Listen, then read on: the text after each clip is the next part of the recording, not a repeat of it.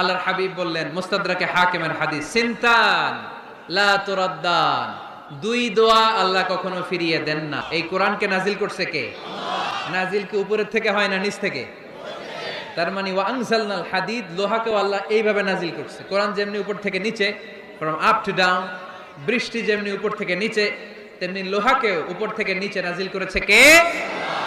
কোরআনের এই আয়াত থেকে বোঝা যায় লোহা পৃথিবীর উপাদান নয়, লোহা নিশ্চয়ই বাইরে থেকে এসেছে। সায়েন্স বর্তমান সময়ে এটাই বলছে, চিল্লায় কোন সুবহানাল্লাহ। সায়েন্স বলছে লোহার একটা মলিকিউল তৈরি করতে যে টেম্পারেচার বা তাপ লাগে, এটা পৃথিবী তো দূরের কথা, সূর্যের ভেতরেও নাই। 1 কোটি ডিগ্রি সেলসিয়াসের তাপমাত্রা ছাড়া লোহার কোনো অণু পৃথিবীতে তৈরি হওয়া সম্ভব না। চিল্লায় বলো ঠিক কিনা? এত বেশি তাপমাত্রা, সৌরজগতের সব গ্রহ নক্ষত্রের তাপমাত্রা একসাথে মিলালেও চলবে না। তার মানে কোরআন যা বলেছে আর সায়েন্স যা বলেছে মিল আছে না নাই? এরপরে কোরআন পাহাড়ের ব্যাপারে বলেছে, ওয়াজআলনাল জিবালা আওতাদা, আমি পাহাড়গুলোরে পেরেকের মতো জমিনে ঢুকিয়ে দিয়েছি। সুবহানাল্লাহ। তাহলে পাহাড়কে আল্লাহ তাআলা পেরেকের সাথে তুলনা করলেন। কিসের সাথে? পেরেক চিনেন? কাঠের ভিতরে ঢুকে না, দেয়ালে ঢুকে। তাহলে আল্লাহ পাহাড়গুলোরে বললেন পেরেক। আচ্ছা, পেরেক যখন আমরা কাঠের ভিতরে ঢুকাই, পুরো পেরেকটা কাঠের ভিতরে ঢুকে যায়, উপরে শুধু কি থাকে? মাথাটা থাকে, ঠিক কিনা? তার মানে আমরা যে পাহাড় দেখতে পাচ্ছি এটা পাহাড়ের মাথা। পুরো পেরেক যেমনি কাঠের ভিতরে, পুরো পাহাড়টা আছে মাটির ভিতরে। চিল্লায় পড়ি আল্লাহু আকবার। জমিনে আমরা দৃশ্যমান এই পৃথিবীতে খালি চোখে যে পাহাড় দেখতে পাই, এটা আসল পাহাড় না, এটা পাহাড়ের মাথা। যেমনি পেরেক যখন কাঠের ভিতরে ঢুকে দেই, পুরো পেরেকটা কাঠের ভিতরে ঢুকে যায় কি যায় না? পেরেক নিয়ে যখন আমি হাতুড়ি দিয়ে মারলাম, পুরো পেরেকটা কই যায়? কাঠের ভিতরে, তাই না? তার মানে খালি চোখে যে পাহাড় দেখি, এটা পেরেকের মাথা যেমনি একটু দেখা যায়, এটা পাহাড়ের মাথা।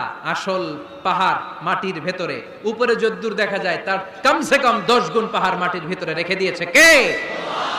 এজন্য আল্লাহ উপমাটা, মেটাফরিকটা এইভাবে দিলেন, ওয়াজআলনাল জিবালা আওতাদা, এই পাহাড়কে, মাউন্ট এভারেস্টকে, আলাস্কা পর্বতমালাকে, আল্পস পর্বতমালাকে, এই গারো পাহাড়কে, এই কেউকারাডাঙ্গার তাজিংডং বিজয়কে আমি পাহাড়ের মতো জমিনের মধ্যে গেড়ে দিয়েছে। চিল্লায় পড়বো সুবহানাল্লাহ।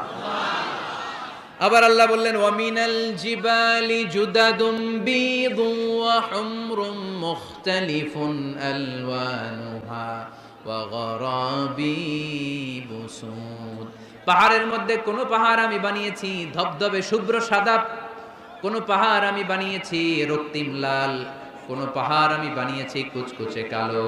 3 কালারের পাহাড়। কয় কালারের? মৌলিকভাবে ধবধবে শুভ্র সাদা পাহাড়, অথবা রক্তিম লাল পাহাড়, অথবা কুচকুচে কালো পাহাড়। আপনি পৃথিবীর পাহাড়গুলো নিয়ে যদি গবেষণা করেন, বিভিন্ন রঙের পাহাড় আপনি দেখবেন। আমি তো পৃথিবীর অনেক জায়গায় পাহাড় দেখেছি। মিশরে আমি তুর পাহাড়ের চূড়ায় উঠেছি। ওখানে যেখানে মুসা আলাইহিস সালামের কাছে আল্লাহ নূরের তাজাল্লি দিয়ে ফোকাস করেছেন, পাহাড়টার নাম তুর পাহাড়। 2 বার আমি উঠেছি এটার চূড়ায়। উঠতে আমার অনেক কষ্ট হয়েছে। ওখানে উঠে ফজরের সালাত পড়ে আমি খেয়াল করে দেখলাম তুর পাহাড়ের আশেপাশের পাহাড়গুলো কোনোটা খয়েরি, কোনোটা কালো, কোনোটা লাল, কোনোটা ধূসর। আল্লাহু আকবার। এক এক পাহাড়কে এক এক রং দিয়ে তৈরি করলো কে? পৃথিবীতে চায়না নামে একটা দেশ আছে না? চায়না একটা শহর আছে গানজু। কি নাম? আজকে যে গুগল করবা, the গানজু city located in China, চায়নাতে অবস্থিত গানজু শহরে একটা পাহাড় আছে। এই পাহাড়ের নাম রেইনবো মাউন্টেন। কি নাম? মানে রংধনুর পাহাড়। রংধনুর কয় রং? সবাই কন, আরো জোরে। 7 রং না? আমরা ছোটবেলায় মুখস্থ করতাম, বেনিয়া সহকলা, বেনিয়া সহকলা। এই 7 রঙের পাহাড় ওখানে দেখা যায়। এক জায়গায় 7 রঙের পাহাড়। সুবহানাল্লাহ কইতে পারলেন না? মজা করে। বানালো কে? সুনানে তিরমিজি আর মুস্তাদরাকে হাকিম, মুসনাদে আহমদ ইবনে হাম্বলের হাদিস। আল্লাহ যখন পৃথিবী বানালেন, এই পৃথিবীটা ঘোরার পাশাপাশি কাঁপাকাঁপি শুরু করে দিল।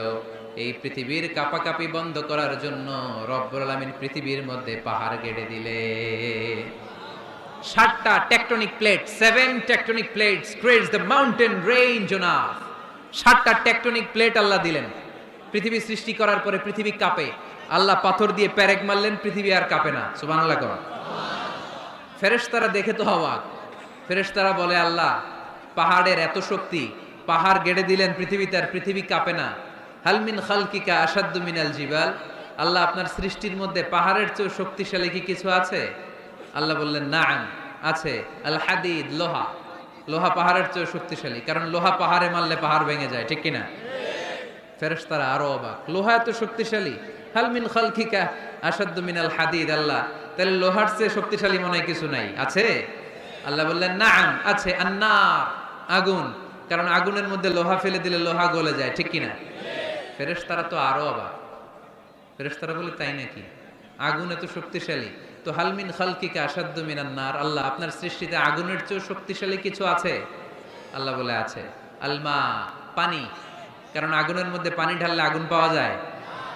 ফেরেশতারা তো এবার আরো অবাক, পানি এত শক্তিশালী? হাল মিন খালকিকা আশাদ্দু মিনাল মা, আপনার সৃষ্টিকুলের মধ্যে পানির চাইতেও শক্তিশালী কি কিছু আছে? আল্লাহ বলে, আছে। সেটা আবার কি? আল্লাহ বলে, আর রিহ, বাতাস। বাতাস যখন সাগরের পানির মধ্যে উচ্ছ্বাস মারে তখন এটা জলোচ্ছ্বাস হয়ে যায়, ঠিক কিনা? বাতাসের ধাক্কায় পানি জলোচ্ছ্বাস হয়ে এক জায়গা থেকে আরেক জায়গায় যায়। আল্লাহ বললেন, পানির চাইতেও শক্তিশালী সৃষ্টি আমার আছে, ওইটার নাম বাতাস। ফেরেশতারা অবাক হয়ে আবার জিজ্ঞেস করে, আল্লাহ আপনার সৃষ্টিকুলের মধ্যে বাতাসের চাইতেও শক্তিশালী কিছু আছে কিনা বলেন। আল্লাহ বললেন, আছে। বাতাসের চাইতেও শক্তিশালী হলো আমার আশরাফুল মাখলুকাত, মানুষ শক্তিশালী। ওই মানুষ, যে মানুষ গোপনে দান করে। গোপনে, আল্লাকা সিররুন ইনদাল্লাহ বাইনাকা আনতা ওয়া বাইনাল্লাহ, আল্লাকা সাদাকাতুন তাখফা লা ইয়ালামুহা ইল্লাল্লাহ, আল্লাকা সিররুন ইনদাল্লাহ বাইনাকা আনতা ওয়া বাইনাল্লাহ, আল্লাকা সাদাকাতুন তাখফা লা ইয়ালামুহা ইল্লাল্লাহ। পড়তে হবে আল্লাহু আকবার। গোপন দান যিনি করে তিনি সবচাইতে শক্তিশালী, ঠিক কিনা?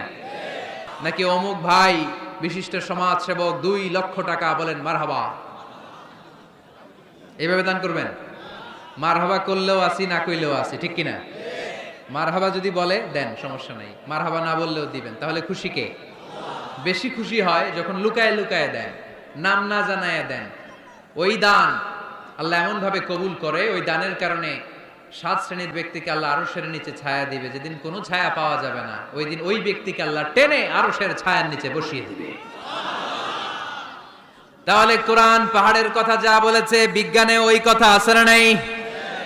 এরপর কোরআন বলেছে, আলাম তারা আন্নাল্লাহ ইউসজি সাহাবান সুম্মা ইউআল্লিফু বাইনাহু সুম্মা ইয়াজআলুহু রুকামান ফাতারাল ওয়াদকা ইয়াখরুজু মিন খিলালিহি, আল্লাহ সাগরের পানিগুলোরে তারায় মেঘ বানায়, আকাশে নেয়, বৃষ্টি নাজিল করে। এটাকে বলে, সায়েন্স এটার নাম দিয়েছে ওয়াটার সাইকেল বা হাইড্রোলজিক্যাল সাইকেল। এটাই আল্লাহ কোরআনে এইভাবে বলেছে, আলাম তারা আন্নাল্লাহ ইউসজি সাহাবা, তোমরা কি দেখো না সূর্যের তাপে বাষ্প হয়ে, গ্যাস হয়ে পানিগুলো উপরে ওঠে। যারা বিমান দিয়ে ফ্লাই করেন তারা বিমানের জানলার পাশে সিট পেলে দেখেন নাই কিভাবে মেঘমালাগুলো বিমানের সাথে খেলা করে? এগুলো তৈরি করছে কে? তার মানে কোরআন যা বলল বিজ্ঞান তাই বলে। সানশাইন, সূর্যের প্রখর তাপে পানিগুলো বাষ্প হয়ে উপরে যায়, ঘনীভূত হয়, কন্ডেনসেশন, কন্ডেন্সড হয়, ঘনীভূত হয়, মেঘমালা হয়। ওই মেঘ থেকে ঝিরি ঝিরি ঝিরি ঝিরি বৃষ্টি নাজিল করে কে? আমাদের ফসল খেতে গরু যদি খাইতে আসে আমরা তারাই না? আল্লাহ কয়, তুই তোর ফসল ক্ষেত বাঁচানোর জন্য গরু তারাস, আমি তো আকাশে মেঘ তারাই।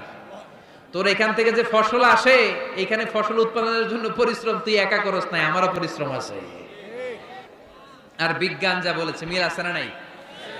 আকাশে মেঘমালা দেখলে বিষ্ণু ইসা ইসলাম ভয় পেয়ে যেতেন, দোয়া পড়তেন, আল্লাহুম্মা সাইয়্যিবান নাফিআ, আল্লাহ উপকারী বৃষ্টি দেন।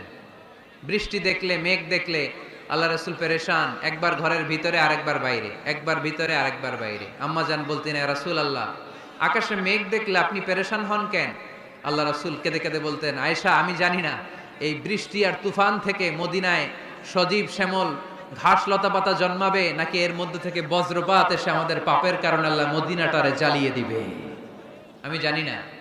আমরাও যে আকাশে মেঘমালা দেখি, আমরা কি জানি এটা কি রহমতের মেঘ না আযাবের মেঘ? জানি আমরা। তারপরও বৃষ্টি আসলে আমাদের গান আছে না নাই? বৃষ্টি আসলে দেখবেন গান লাগায় দেয়। বৃষ্টি পরে টাপুর টুপুর, ওই কয় পায়ে দিয়ে সোনার নুপুর, সব মুখস্থ। এগুলো করা যাবে না। বৃষ্টি দেখলে দোয়া পড়তে হবে, আল্লাহুম্মা সাইয়্যিবান নাফিআ, আল্লাহুম্মা আসকিনা গাইসান মুগীসান মারিআন মারিআন নাফিআন গায়রা দার আজিলান গায়রা আজিল।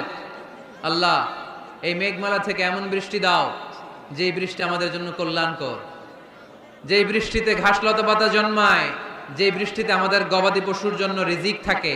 কল্যাণকর বৃষ্টি দাও আল্লাহ, ক্ষতিকর বৃষ্টি দিও না, তাড়াতাড়ি দাও, দেরি করো না। চিল্লায় পড়েন আমিন।